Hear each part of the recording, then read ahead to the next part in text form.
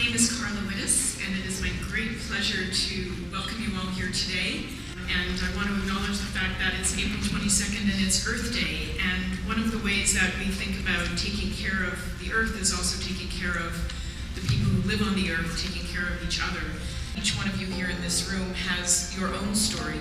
You are experts in that story. And sometimes it's really hard to tell those stories. Sometimes it's really hard to find a way in to share with other people. Those stories are not linear and they're not static, they're always changing. And one of the things that we hope we will all do together today is to begin to explore our stories and the stories of those around us, to find connections, to find ways of coming to a deeper understanding of the people that we share this community and this planet with. I grew up in a little town called Barrhaven. And when I grew up there, my family was the only family who was an ethnic minority. I literally grew up in a very, very white neighborhood. And then, obviously, The Simpsons with Apu, everyone assumed that my dad worked at a convenience store. And it was like, really? That my dad's not Indian? I really believe that all of you, just by being here today and talking about your stories and listening to other people's stories, and then going back to your cafeteria tomorrow and being able to talk to other people, that power of dialogue is so important and so strong. People form perceptions about you on the basis of appearance. If I see any of you, you would have a perception about me, okay, she wears a scarf, she would be a shy person, she would be reserved, she would not talk to us, her English would not be good, her presentation skills would not be good, we should not do a project with her. So that is what I faced when I joined Sheridan College, because people would not work with me in projects. They would say, she will bring our mark down. So they kind of exclude you on just the basis of your appearance, on the religion you belong to, on the country you come from. When I was 5 years old, I was diagnosed with a rare genetic disease called retinitis pigmentosa. And when I was 14 years old, the disease led me to lose my vision.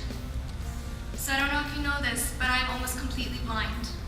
My name is Michael Waxman. I'm a 29-year-old gay Jew. When I first came out to my mother, the first thing she said to me, very first thing she said was, "Are you still going to marry Jewish?"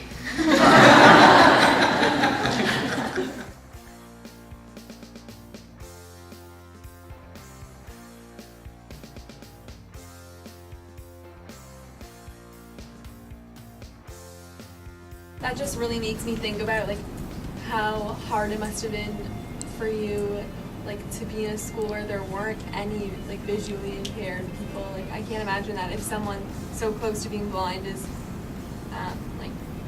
bullying the blind people, how other people would have reacted when they haven't even experienced that whatsoever. Even though you're really similar to someone, you just try to find that small thing that makes you different from them. Mm-hmm. Even though there's more similarities between you than there are differences. Maybe societal pressure that forces us to find that thing, to be the superior person, to be the person above the other one, to be better than the other person, and it's a huge pressure, and we always see it in the fact that it can exist with such a small difference. It's amazing and it's significant, and it's something to be done.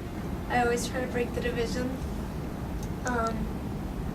and I think standing up for people is kind of the biggest thing you have to do is stand up. If you believe something's wrong, you need to stand up for, say that's wrong.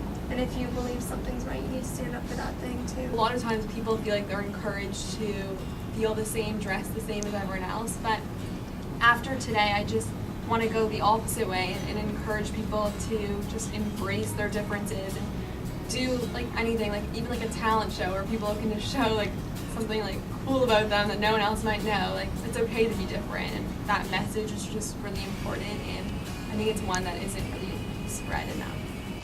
In the morning, I felt sort of sure, we're going to be here, I know just be a ton of lectures, we weren't actually going to be able to speak as much as we did in our groups. And now I feel truly, I noticed how ignorant we were when we walked in here, how little we knew. And now I feel a lot more educated and aware of others and our environment.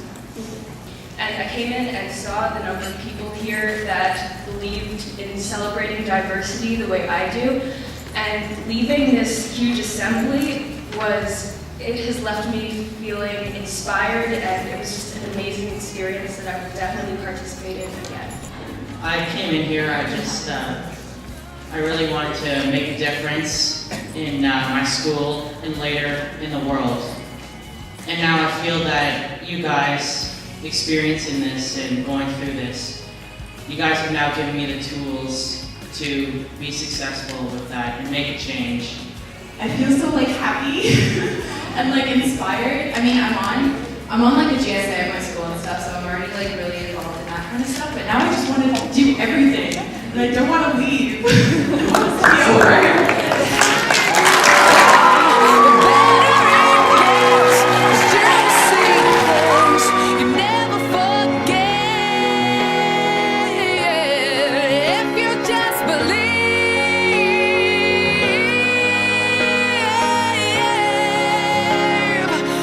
Can move